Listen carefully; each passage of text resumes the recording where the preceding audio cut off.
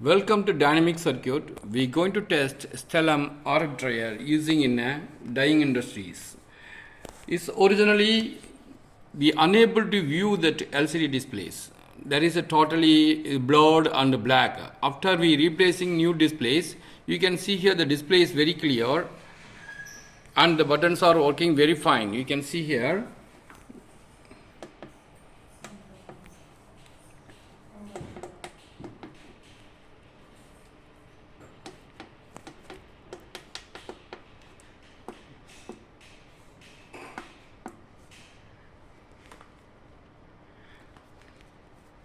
Successfully we are repaired Stalam RF dryer, LCD issues and communication issues. Please visit for your individual repair solution dynamic circuit. Thank you very much for watching these videos.